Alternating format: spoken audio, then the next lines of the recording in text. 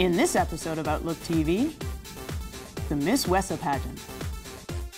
Winnipeg Pride, an inside look at the pride in the center of the country. The hilarious Australian comedian Pam Ann. Motion on the ocean. Cruisy T kicks off their summer cruise lineup. CITR's 24-hour Rainbow Voices. Fred Kamperman with the gay agenda, looking into the issue of pride. Outlook TV hits the Toronto Queer Film Festival. The Canadian premiere of Blowing Whistles, featured at Pride and sponsored by Extra West and Guy Spy. Hello and welcome to Outlook TV. I'm Rebecca WHYMAN. And I'm Dan Dumsha. This is the Queer News Magazine show where we bring you the important stories, the fabulous event coverage, and the salacious celebrity interviews from our community. First up, it's not your average beauty pageant. That's right, it's the Miss Wessa Contest 2012. This softball league holds an amateur drag contest every year where one drag queen gets crowned Miss Wessa. And the unstoppable Connie Smudge is going to take us there for all of the hoopla. Hi, my kittens. It's your intrepid reporter, the unstoppable Connie Smudge, reporting for Outlook TV from the West End Softball Association, otherwise known as Wessa's Miss Wessa pageant. What's the number of this Miss Wessa? What year is it? Number 25. And I've got all the girls all lined up. They're uncomfortable and sweaty, just like the most of us. But we're going to have a good time. Come along for the ride. It's going to be a blast.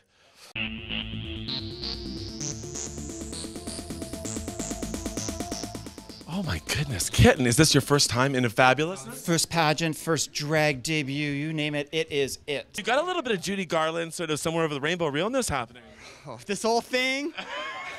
Are you gonna have a good night tonight? Oh, I hope so. I've had my gin tonic, it's my happy juice, so.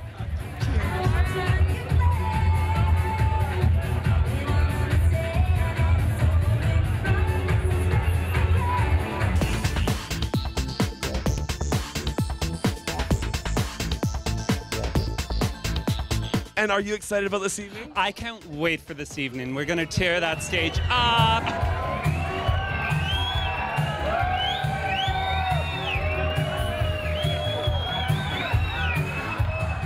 Oh my goodness. Something. Oh my dear.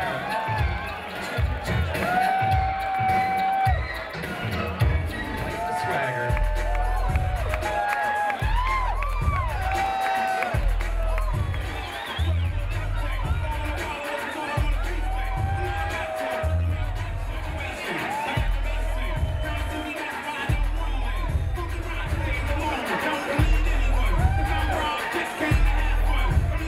Hi, baby, how are you? I'm wonderful. It's a fabulously extravagant Wessa 2012. Tell everyone who you are.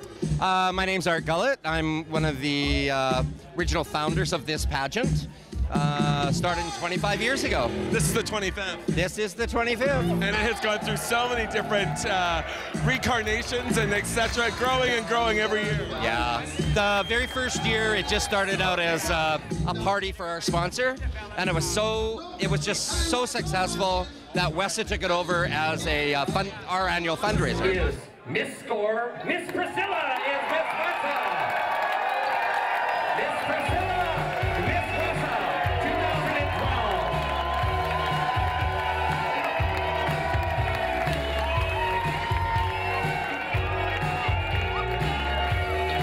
Take your walk, Miss Priscilla, Miss Wessa.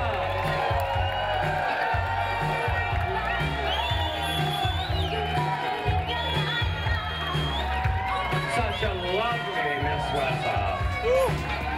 Well, my kittens, that is another Wessa done for another year. My goodness, there was glamour, there was deliciousness, there was first-timedness, there was nerves, I'm just so excited and overwhelmed. I hope you enjoyed as much as we did. This is your intrepid reporter, the unstoppable Connie Smudge, reporting for Outlook TV. Oh, yeah. Well, it's the beginning of Pride season. And that means that all across the nation, cities are having their pride parades. Oh, hold on. Oh, this just in from our Winnipeg correspondent, COLLIN. Oh, he's going to take us behind the scenes at Winnipeg Pride. It's Colin Winter. Welcome to Winnipeg Pride 25th anniversary. Let's get things started. My name is Lorena. We're in Winnipeg at the Forks and we're enjoying our Winnipeg Pride 25th anniversary. How many prides is this for you, Lorena? Oh, I'd have to say it's about my 12th Pride since I've been out. So awesome. What are some differences you've noticed since that first Pride you went to? I was scared as hell for my first Pride, but excited nonetheless. I think over the years we've come a long way. Winnipeg is, the pink dollar is alive and well. What was your most favorite thing today? I think I was impressed with the rally. It was amazing to see the amount of people. We've had year after year a bigger crowd. This was historic. What's been your favorite thing today?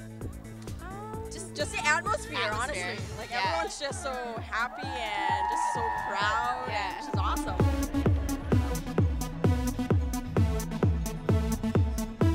How's your day been so far? It's been really good. I've, been tired, but not tired. Yelled at a lot of people, had a lot of fun.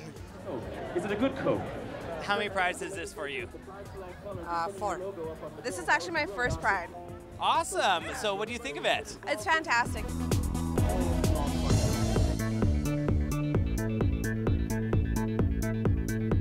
What would you say to the youth today about the trials that you went through when you were younger? Well, so you're really lucky, especially now that they have programs about bullying. Because I went through a lot of bullying, believe it or not, even my size. I went through a lot of bullying. I quit school in grade 9 because of the bullying and because of the harassment.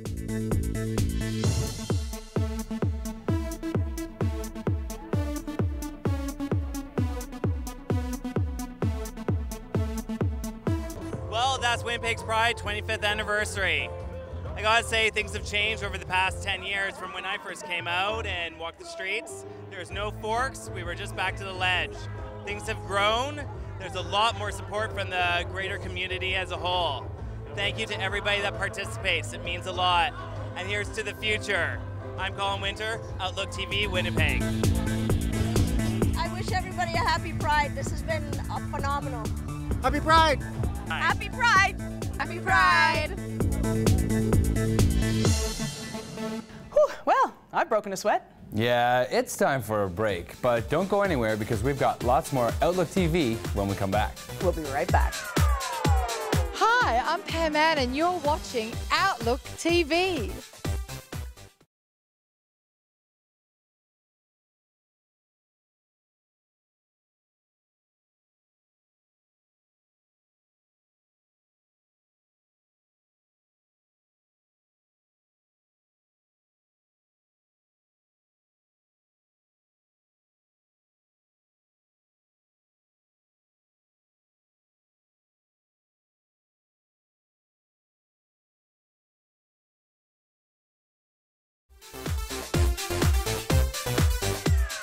Well, spring has sprung here in Vancouver, and we're about to embark on the kickoff to summer cruise for cruisyt.com. Let's go inside and see what's going on.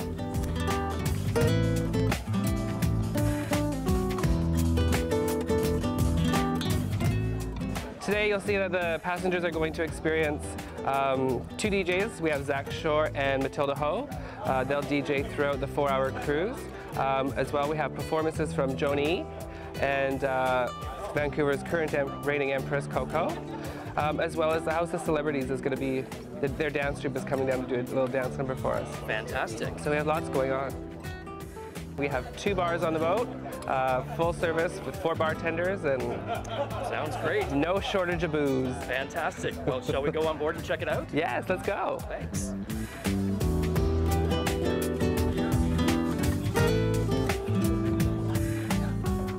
We're doing a 24-hour radio marathon called Rainbow 24 LGBTQ Voices 2012. And it's the first time a radio station has done this since 1992.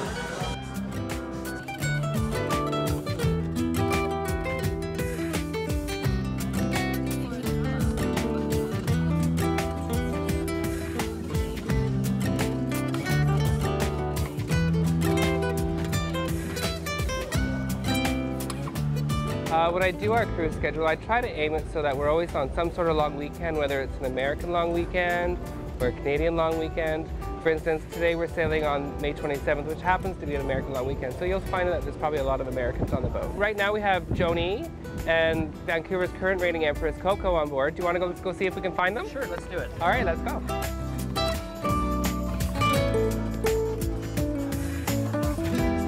Well, I've had the pleasure of hosting these cruisy teas for many years now. And today I'm performing with my friend Coco. Do you think we just rolled out of bed looking this fabulous? No. It's true.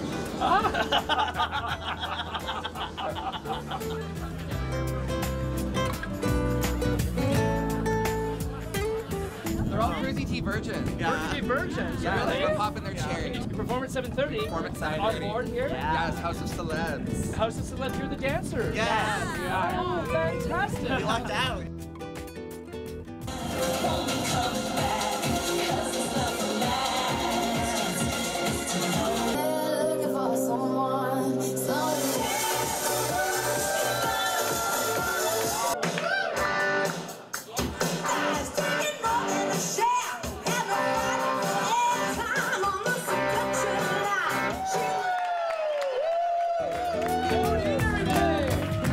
We had a fantastic time at the Cruisy Tea Kickoff for Summer Cruise. Check out cruisytea.com for all the details for the upcoming cruise for Pride, Canada Day, and more. And now from Down Under, we're going to take you to the comedic skies with Pam Am. That's right. Our reporter Barb Snellgrove caught up with this international comedian and asked her what's so funny about airline travel. Hi, this is Barb Snellgrove with OutlookTV. We're at the Vancouver Playhouse getting ready for the fabulous and hilariously funny Pam Am show that's going to be happening tonight. And she's again here tomorrow night. Place is filling up. The audience is excited. We're going to be speaking with Pam after her show, so stick around for that. I've never had like just all women. Like there's usually gays, but now I've got 2 rows of bull bags. She's flown into town, international flight sensation. Pam Am. She's doing a couple of shows here, and then off she goes again, and she'll be touring across Canada, Australia, and beyond. Nicely timed. Busy. Pam, busy here thank in you so much for being with us. Oh, thank you very much. It's very nice to fly with you. I'm just making some lovely cocktails here up in our Vancouver lounge. So yeah, I'm very international. I don't usually touch things like this or make sounds like that. I'm usually on a first class cart. Yeah, this is the WestJet. This is the coach, yeah. This is WestJet, this is Transat, this is CanJet Sunwing. The synchronised Pam Am swimming team. Well, I think Canadians, you have a little bit more of that British sense of humour. I think you get the innuendo, whereas in America, they don't so much get the innuendo. For example, like if you go to a restaurant and you sort of finish your plate and you say, I didn't like that, and you're joking, they don't kind of get that in America, whereas here you get it, you know what I mean? Yeah. It's like, I didn't like it, yeah. So they don't get things, but that's fine. They get other things that you don't get. So for the uninitiated, walk the audience through, all across Canada, of course, we go out, walk the audience through what they can expect at a Pam Am show. This, just a lot of that. Lesbians, there you go. Lesbians or bears? I'm sorry, Barb, but you know me, I'm a gay man and I love bears. I love lesbians too, but you know, I have a fondness to bears and that whole community of otters and shit like that, you know, the otters and the cubs and that, yep. It's kind of like a fairy tale.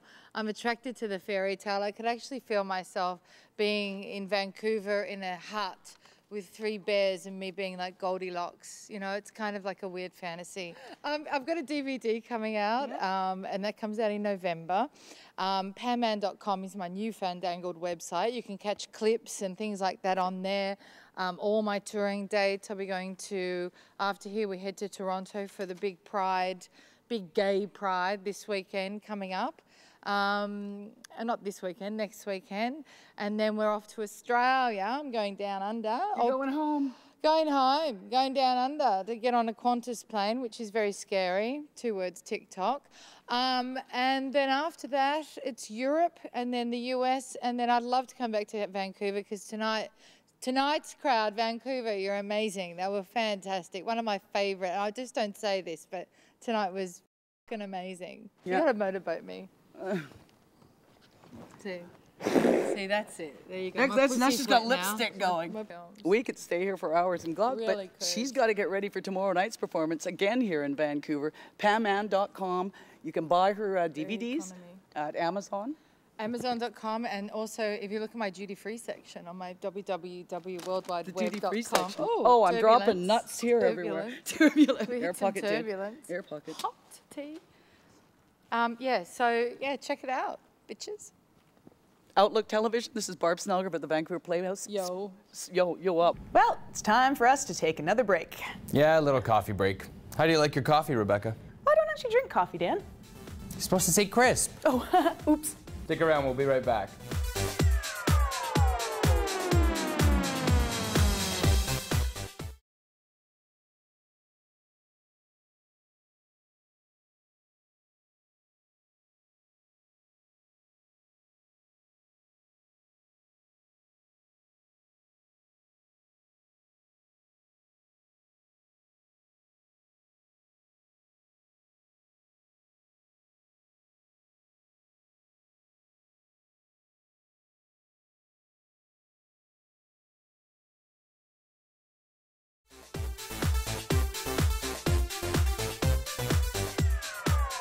And welcome back. This is Outlook TV. All queer, all the time. That's what it was at CITR's Rainbow Voices. That's right. Aidan Saint is leaving Vancouver, and as his farewell, he decided to do 24 hours of queer programming. Now, there were activists, there were politicians, there were entertainers. I was there with my improv troupe, the Bobbers. We even did some radio improv, and our reporter Shane caught up on the whole story. During Queer FM's 24-hour broadcast, several entertainers took the stage for Rainbow 24 live at the Cobalt, an opportunity for the public to not only listen, but to view the on-air entertainment. This is Rainbow 24 live at the Cobalt. It's 3 hours. We're going directly to air and hoping to have a lot of fun. This isn't the first time CITR has put on a 24-hour live broadcast featuring LGBTQ content. 20 years ago, a radio station to the east, Toronto or Ottawa, I believe, almost lost their license for running queer programming on a marathon. And CITR, in response to that, did a 24-hour LGBTQ broadcast of their own and showed that, look, this can be done. It's not objectionable content. A diverse lineup of entertainers had a chance to showcase their talents on the Cobalt stage. We have, of course, Maggie Pye, who actually is queer and a burlesque performer, which is not particularly the norm. And, of course, the Bobbers. I love the Bobbers. They're fantastic. David C. Jones is one of our hosts, so it's a really good fit. I think it's fantastic to just have 24 solid hours of queer programming because it brings so many more voices to the fore that we might not get to have such a condensed chunk of awesome. You can find podcasts of the full 24 hours on Queer FM's website. Check out www.queerfmvancouver.com and tune in to 101.9 on Tuesday mornings for more queer content.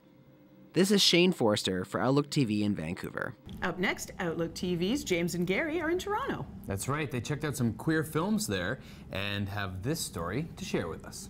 Hello, I'm Gary WOLFATER from Outlook's TV.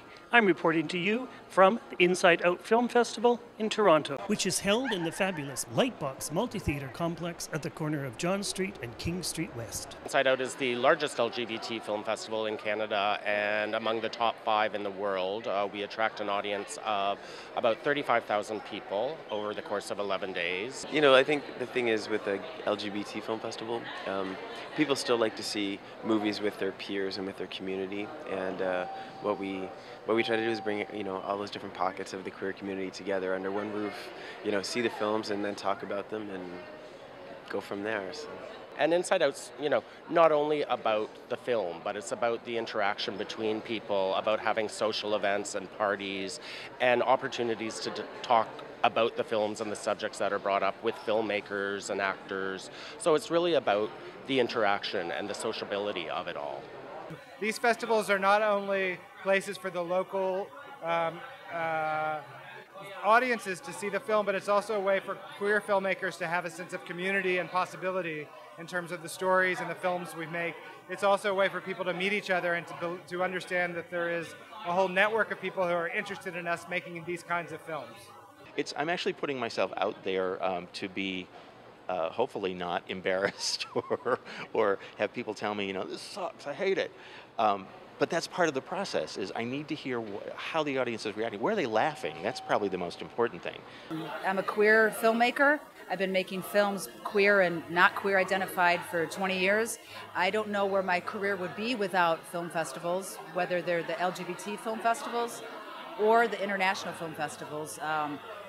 For me, they're a source of inspiration. Film is 4 minutes, and all it is different couples making out for a cause. They're all from countries where it's illegal to be queer, it's illegal to be gay or lesbian.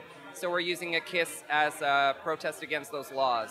Our biggest initiative is probably our Queer Video Mentorship Project, which is an intergenerational workshop project where we teach LGBT youth under the age of 25, as well as LGBT elders over the age of 55, how to make their very first film. It started out as this really serious look at the discourses of aging in the queer community, and ended up as a romp through queer punkdom. This is Gary Wolfater reporting from Inside Out in Toronto. You are watching Outlook TV. And up next, it's the Gay Agenda with Fred Kamperman. That's right. In this episode, Fred is taking us deeper into the concept of pride, both what it means to us and how Vancouver is preparing for our upcoming Pride. I'm here in the Vancouver Pride Society's offices in the middle of the big gay bubble called Vancouver. Vancouver and other big gay bubbles are starting to celebrate their festivities and their parades all across Canada. You should be showing your pride too, not just by being a spectator, but by volunteering. I got up with Misha and Tim to see what's happening in this year's Pride. I work for the Vancouver Pride Society, and I'm fortunate enough to be the volunteer coordinator this year.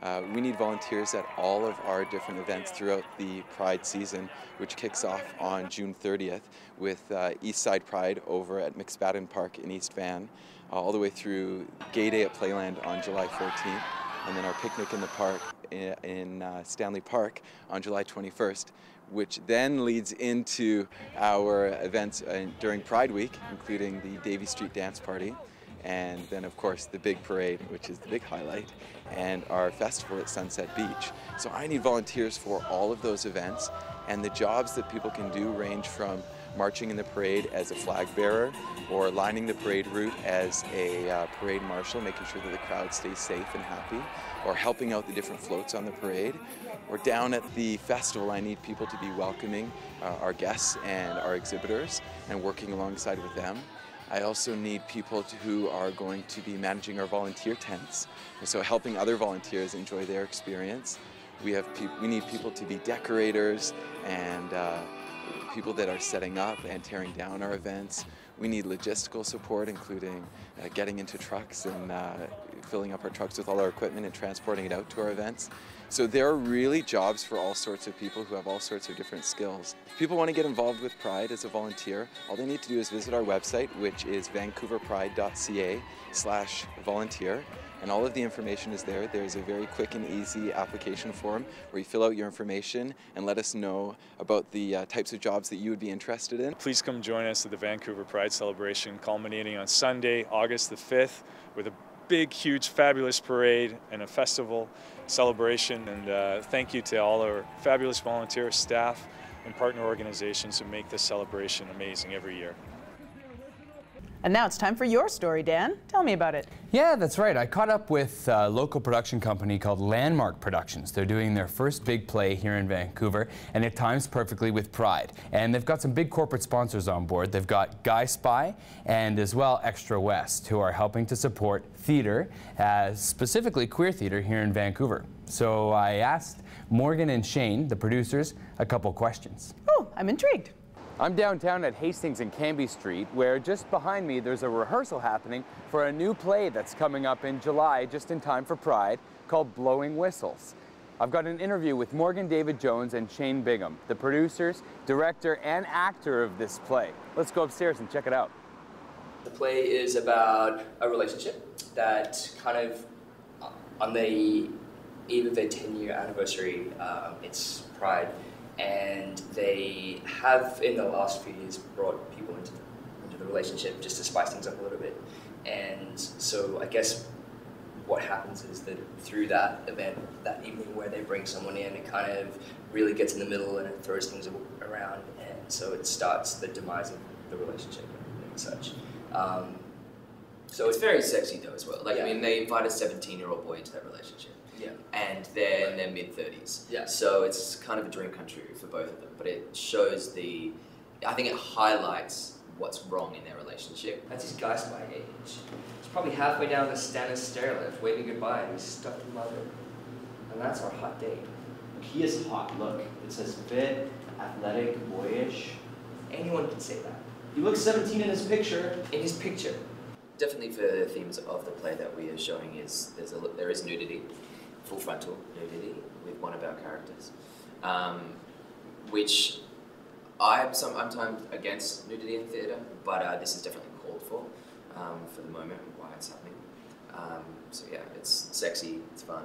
We also have, out of the 3 actors, 2 of them are straight, and it's quite fun when I was watching them get to the point they have to make out. So we haven't got there yet, but they're going to enjoy it. I think our audience will enjoy it a little bit more. Yeah. Why? You're very young, right? 17, is that a problem? No, not for me. I'm sure it's not for you. It must be wonderful. It's coming up July 26th to August 4th, so it's a week and a half leading up to Pride. We originally chose that time, we wanted that time set in stone, really, because the play centres around Pride and of the eve of Pride. But the reason also is we're donating 2 different nights to charity. So on the Tuesday evening, the 31st, 100% of the proceeds go to YouthCo, and then August the 1st is the Vancouver Men's Chorus. So all the tickets everything will go to them. Seems like it's going to be a great show. Remember, tickets are available at www.lpvancouver.com. For Outlook TV, I'm Dan Dumsha. And that's all the time we have for this episode. All that remains is to ask you to like us on Facebook. That's right, visit our page because we've got links to our past episodes and also exciting opportunities about how you can join our team. It's true, we need reporters and crew in Winnipeg, Toronto, and Vancouver, and we want to hear your story ideas too. Yeah, join us. We're not so bad. Thanks so much for joining us. I'm Rebecca WHYMAN. And I'm Dan Dumsha. We'll see you real soon.